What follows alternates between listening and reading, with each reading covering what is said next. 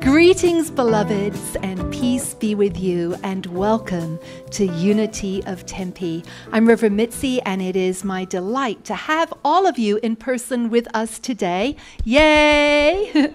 And all of you who are yet to join us, we're calling you in. Yes, we are. We're calling you in right now. We're holding the intention that you come and be with us very soon, and that all of us here invite someone also. Don't keep it a secret. Invite others. So, we are on the third week of this new series, Getting Unstuck. Now, feeling stuck is a common thing that many of us face in life at different times. And sometimes we feel like we're trapped in a situation that we don't like, or we just don't know how to move forward with our goals. Or we're like, what are my goals? I don't know. Where did I put them? And there are many reasons why we might feel stuck. But thank God, there are many ways to get unstuck. Now, acknowledging feeling stuck doesn't mean that you're flawed or hopeless, but rather that you're ready for change and for growth. And admitting you're stuck can actually be an opportunity to reconnect with your passion and your purpose and your gifts. And that's what I'm going to speak about today, because when we often find ourselves stuck, it's because our passion and purpose seems to have fizzled. Anyone ever had their passion and their purpose and it's like zzz, gone zzz? Anyone? I'm seeing some nods. Yeah, zzz. Right. And one reason it may have fizzled is because it's changed. It's evolved into something different, and we may not have caught up with it yet. And when this happens, we might fret about where our passion has gone. In fact, we might even say things like, I used to have so much passion for XYZ, and now, well, just not so much. And we might fret about it.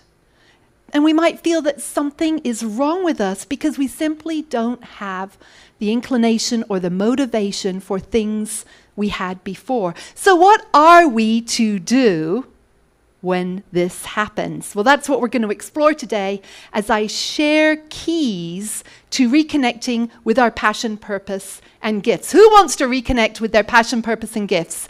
Yes? Who wants to discover their passion, purpose, and gifts? Whose passion, purpose, and gifts has gone on vacay and not returned? Yeah, all, right? So the first key is to let yourself off the hook about it. Louise Hay said, "You've been criticizing yourself for years and it hasn't worked. Try approving of yourself and see what happens." I've shared that one before, but it's a good one. We criticize ourselves a lot, but why don't we just approve of ourselves, right? So in Unity, we teach that what we focus on, we attract more of in our lives. So if we're focusing on how we've lost our passion and how we can't find our purpose, what are we going to get more of? A feeling of having lost our passion and not having any purpose. And that doesn't mean that we don't acknowledge to ourselves that our passion and purpose may be stagnant. We acknowledge it, but we don't continue affirming it. Instead, we might affirm something like this, and I invite you to all say this with me. My passion and purpose are evolving into something magnificent. Oh! See how different that feels to saying, I've lost my passion and purpose. See, when we say something like this, we're aligning our subconscious and conscious minds. We're knowing, we're claiming that something is happening. We're not just stuck. Something magnificent is happening. Something magnificent is incubating in you. Say, something magnificent is incubating in me. That is true. Absolutely. Turn to someone else and say, something magnificent is incubating in you. Something magnificent is incubating in you, Kent. Something magnificent is incubating in you, Ron Pierre. I know that. I feel it. I sense it with my body. Because I've had a shift on this recently. Because I was doing my passion's gone. I was. And I recently had a shift. Yes, I did. And I know something magnificent is incubating. So the truth is that something new is always incubating in you. Always. Because the only constant thing in our lives is the divine presence of spirit within us. Every single other thing is going to change at some time.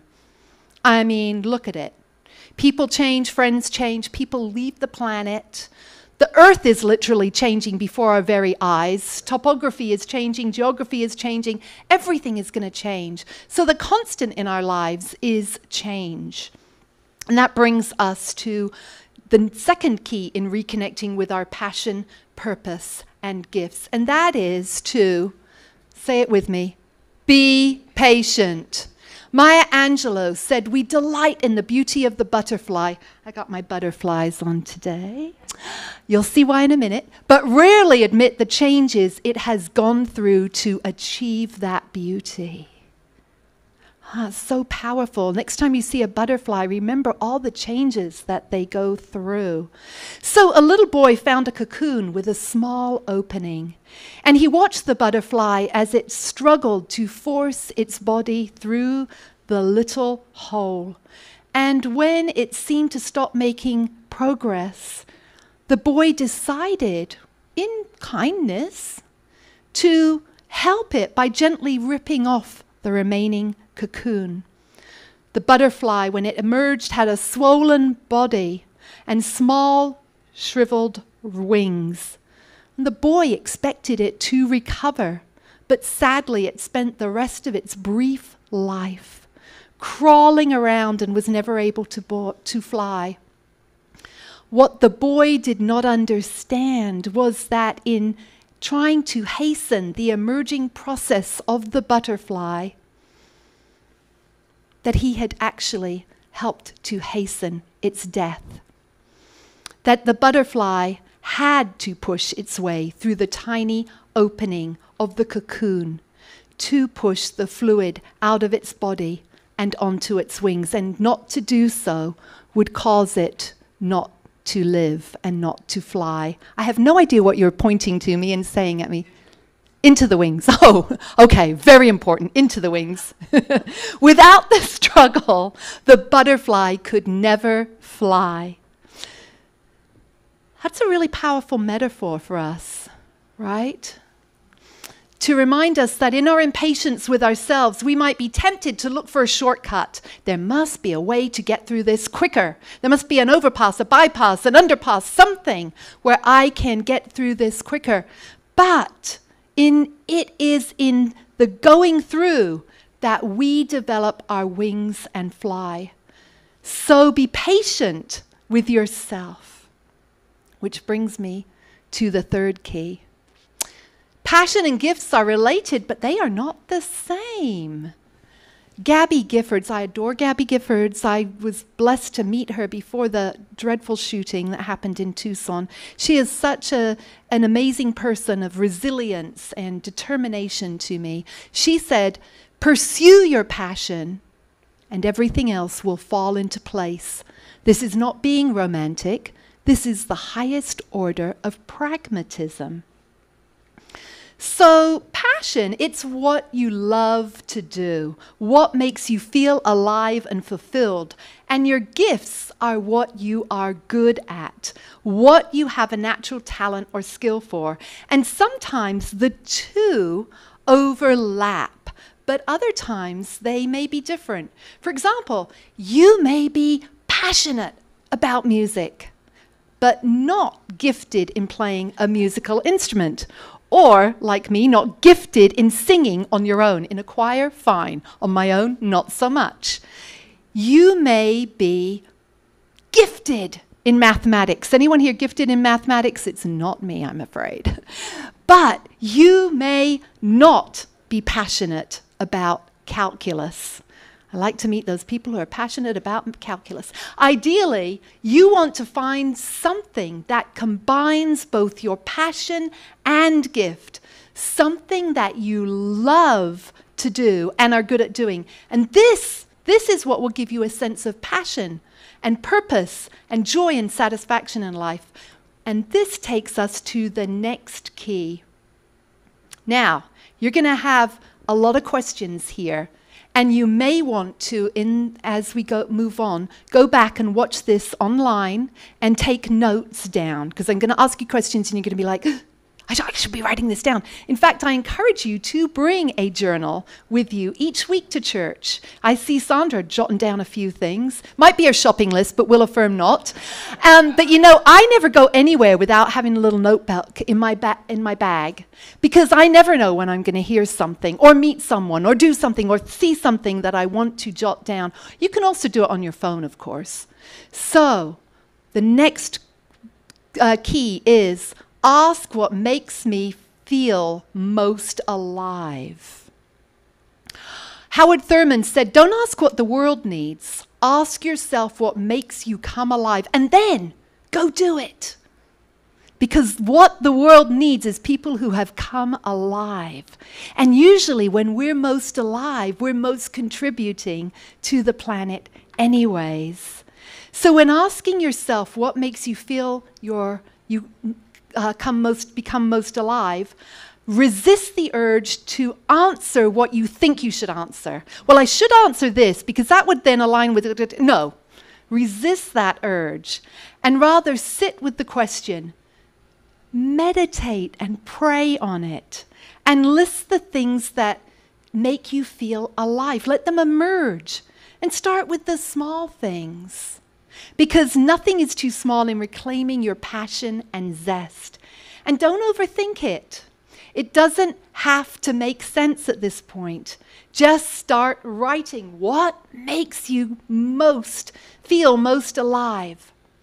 So here are a few things that make me most feel alive and that I love. And I share this list just as an example of how many things you can put on it. So, things that make me feel alive and that I love: Ron, cats, sunset, sunrises, walking, pre-Raphaelite art, prayer, praying with others, helping others know how loved they are, lifting others up, helping people see how important they are, deep conversations about life with friends, staying connected with friends around the world, classical music, retro 80s music, Andy Grammer, traveling, thrift shops, Shakespeare, encouraging others to live their best lives, watching British shows about escaping to the country and baking, living a vegetarian lifestyle, a good movie, a good series I can lose myself in, visioning, researching eco-villages, sustainable and co-housing communities, walkable cities. That's just a few.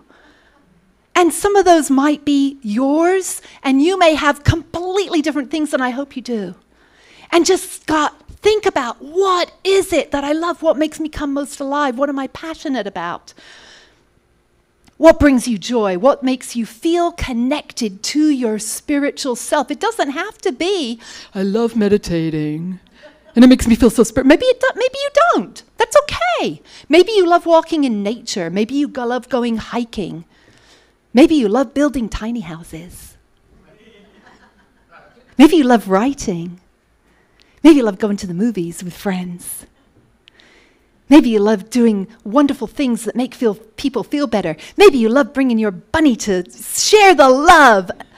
All those sorts of things. Maybe you love having a 2-hour discussion with a friend about art and culture. Maybe you love delivering water to the unhomeless. Maybe you love thinking of ideas that you can be creating sustainable housing for all. I don't know what your passion is. We know Ron's is screenwriting, and he has a movie coming out September 28th. I'll share more about that later. September 28th or 27th? 29th. So I invite you to really be in with that and share and look at that list for you. That brings us to the next key. What core values guide you?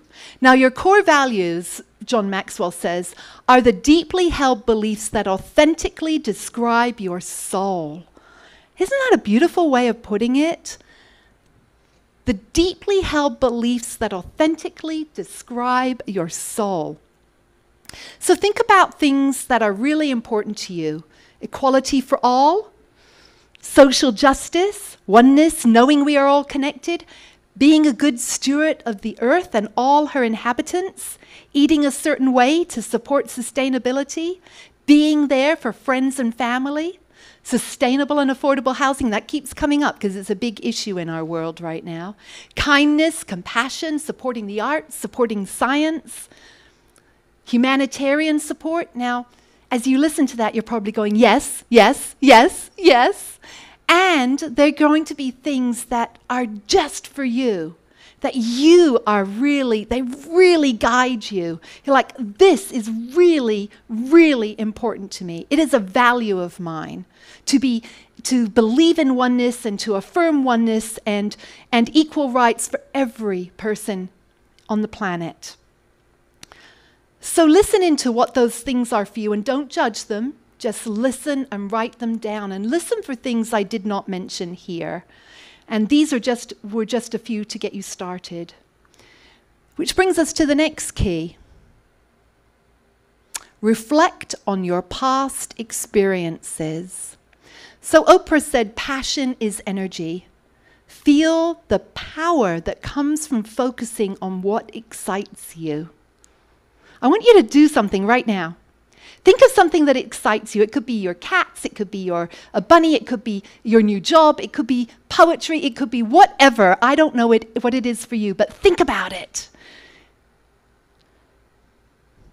Turn up the volume on it. Put your shoulders back. Feel the power within you as you think about that. Don't worry, oh my goodness, how am I going to do something with that? Just feel it. So in doing that, think about the times when you felt happy, excited, or fulfilled. What were you doing? Who were you with? What did you learn? These moments can give you clues to what you are passionate about. And also, this is really important, think about times when you received praise and recognition or appreciation for something you did. What were you doing? What did others admire or appreciate about you? These moments can give you clues to what your gifts are, which brings us to our last key today. Explore interests and hobbies. Learn new skills. Charles Fillmore is co-founder of Unity with his wife Myrtle Fillmore. He said, right here and now, the great work of character building is to be done. And whoever neglects present opportunities, looking forward to a future heaven for better conditions, is pulling right away from the kingdom of heaven within himself, herself, their self. He was old school, so it's just sexist there, we'll admit it, but include every person there. So that's really big, because the kingdom of heaven is where? Within and right here. Yes, yes, yes, eternal beloveds, there is greater beyond for all of us, but we skip our opportunities on this planet here when we sort of put them off to the future. I love that quote. So what do you enjoy doing in your free time? What are you curious about and want to learn more about? These activities can reveal your passions and gifts. Try new things that interest you and see how they make you feel. Do they challenge you or bore you? Do they energize you or drain you? Do they inspire you or frustrate you? Keep checking within. If you're still kind of having a challenge with discovering things, you might try some aptitude and personality tests. Some of my favorites are the Myers-Briggs. I have done that numerous times. I'm always an ENFP. I try and beat the system. It still comes up as an ENFP no matter what I put in. And you might also find the Clifton Strengths Finder really good. And there's many others. We did a workshop here in conjunction with Epiphany, and that was on the Clifton Strengths Finder, which we might do again. So finding your passion, purpose, and gifts is not a one-time event. We'd like to think, okay, I did that. I went to that talk on that, and now it's done. I got it. But it's a lifelong journey. Because think about it. Most people today don't stay in one job for the rest of their lives, do they? Or even one career. Years ago, they used to. Become an accountant, you're going to be an accountant in the same company forever. But we've changed, we evolved. We might have numerous incarnations of careers and jobs. And so that's kind of like us. Our passions and purpose continually are evolving. Just as, and the important thing to do is to keep exploring, learning, and enjoying the process. Because you have incredible things you are here to do. And it all starts with giving yourself permission. Embrace it. Be passionate and patient with yourself. Be passionate about discovering and reigniting your passion. And the important thing to do is keep exploring, learning, and enjoying the process. You have magnificent things you've come here to be and do. You're all looking like, are we excited about that? Are you excited about discovering what is incubating within you? There's something magnificent incubating with you. So we're going to anchor this message with a guided meditation, which I hope will also help. So I invite you to close your eyes and get comfortable. If it's uncomfortable for you to close your eyes, you can certainly leave them open. I invite you to put your feet flat on the floor, uncross your arms, and just have them in your lap, if that's comfortable for you. And take a deep breath in and exhale. And continue to do so, letting go of any tension or stress in your mind and body, and with each breath going deeper and deeper.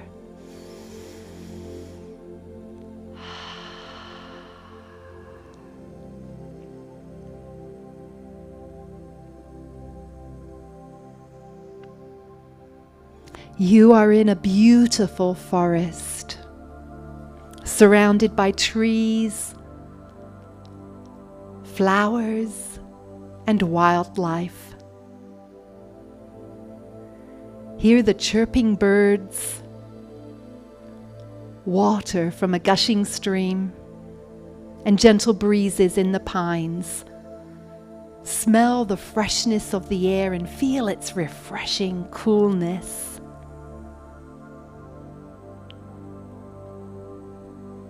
With you in this beautiful place is a trusted guide who has only your highest and best interests at heart. With you to support you in discovering and celebrating your true self. Walking through the forest with your guide, you come upon a clearing. In the center of the clearing is a beautiful fountain of water. You sit down and you make yourself comfortable.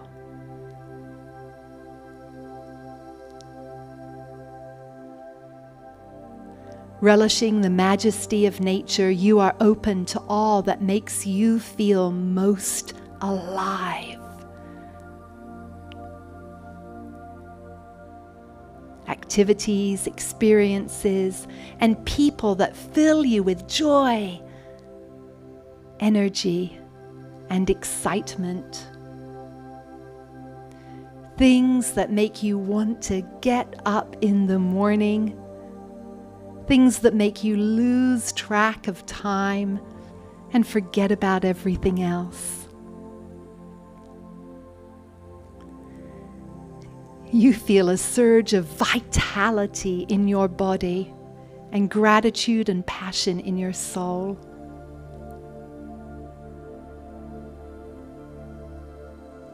A gentle breeze wafts through your hair and you feel deep alignment with the principles that guide your decisions and actions. You have clarity on the things that matter most to you, things you stand for, things you value. With a profound sense of integrity, you feel your confidence and clarity increase with the convictions of your soul. Suddenly, your attention is drawn to something rustling nearby. Young deer running and jumping across the undergrowth. Your guide enjoys your joy and reminds you of past experiences that have shaped you, events, challenges, achievements, and lessons which have evolved you into the person you are today. You feel a sense of wisdom and maturity connecting with the depth and resilience of your soul.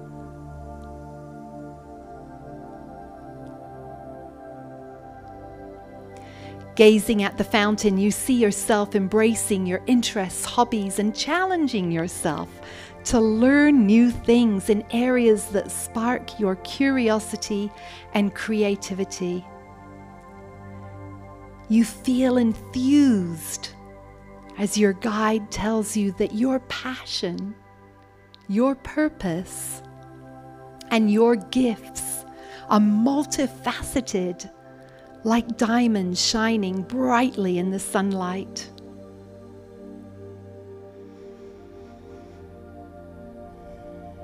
And now, as you prepare to leave the forest, know that your guide is always with you.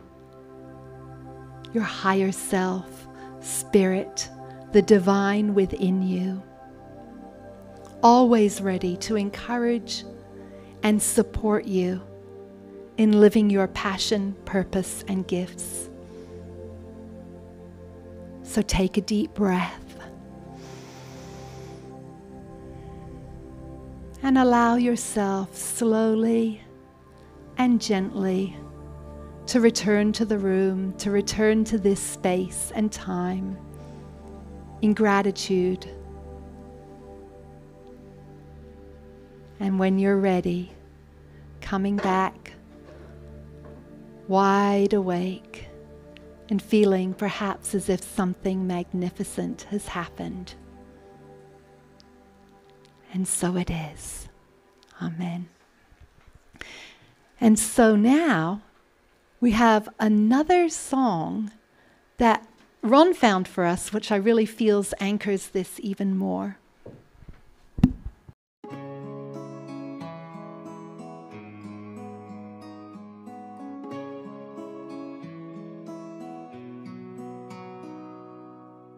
Sometimes I'm not sure who I am, or even if I'm where I'm supposed to be. Grateful for all of my memories, starting to feel like I need new air. Today isn't my forever. I'm always changing for the better. Listen closely to my soul, to know what I've got to let go. And every single day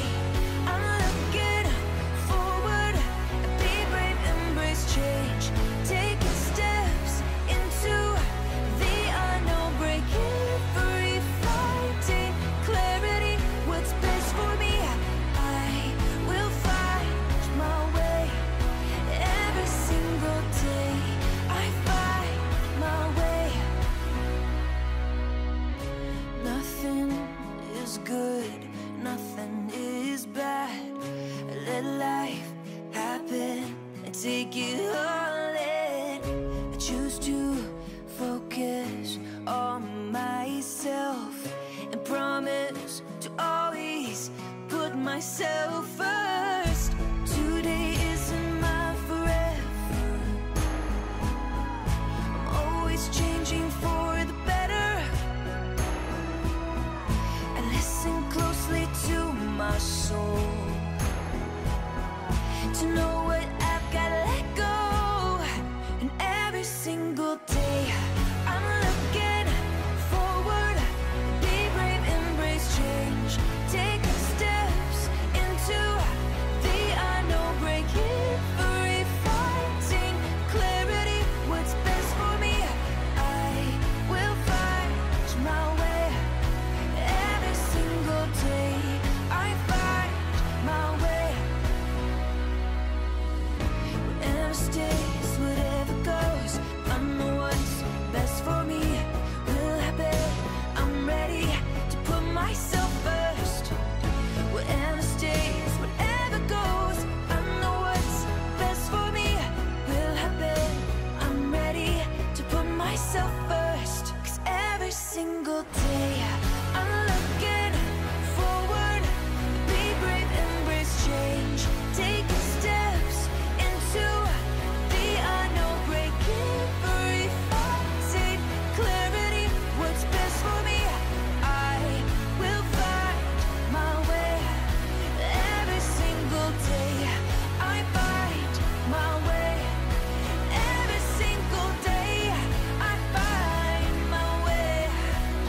Every single day I find my way.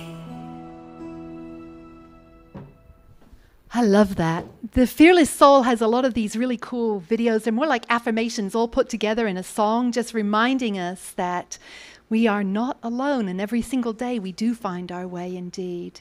And so let us say together, I am a beloved child of God, here to be an ambassador of good. What are we here to be? Ambassadors of good. Yes, indeed. And there's so many ways to be ambassadors of good. And so it is time for our financial blessings, to share our gifts, financial gifts. And so let us take those to our heart and say together, I am a joy. Oh, I'm saying it on my own. Let's start again. I am a joyful sharer of my good. I remember that as I give, I receive, and that God is my source. Thank you, thank you, thank you. These gifts and blessings do help us sustain unity of Tempe. For those online, you can also Zelle, or those here, you can Zelle or PayPal. We do prefer Zelle. And for all prayers, we have a prayer box at the back. If you have a prayer request, if you have something that you want, these prayers are confidential. And so you can share anything in confidence. We have forms at the back there. And thank you. Thank you, thank you. Thank you, Carla and Kent. And so we bless all these gifts. We bless the giver and the receiver and the stewardship of their use. We know that what we give comes back to us incredibly, magnificently, bazillionfold. And we bless every prayer that has ever been in the prayer box or ever will be in the prayer box. And so it is. Amen. Thank you. And so our Unity of Tempe joins with Epiphany to support Matthew's food crossing. Some things most needed here. If you happen to be somewhere, or if you have any extra things, we do share those with Epiphany, who take them to Matthew's Crossing Food Bank. And also still water, right, Joe? Still collecting water for unhoused neighbors. If you find some water and you want to bring it in, the little bottles are good, or the bottles are good. Excellent. So next Sunday, got to be here, because we're going to continue this series. Who's enjoying this series? awesome. I'm getting really good feedback. Even people have contacted me who are out in other states and said, how do I find out about it? Feel free to share it. Feel free to invite people. Each talk stands on its own, even though they build on each other. And you can go back and watch them again. This series is helping me so much. So if we're all one, it's helping all of us. And next week, I'm not sure if we've got 1 or 2 more weeks of this series, because I just kind of like, what's going on here? So we'll see. So I'm not going to tell you what next week is going to be yet, because it's still to be developed. It's got one thing, but it might be something else. But be sure to be here. And let us say our prayer of protection together. The light of God surrounds us. The love of God enfolds us. The power of God protects us. The presence of God watches over us. Wherever we are, God is. All is well, and we are grateful. For those watching online, we affirm a wonderful week for you. Do not forget how magnificent you are, and that something incredible is incubating in you. And we hope to see you very, very soon in person.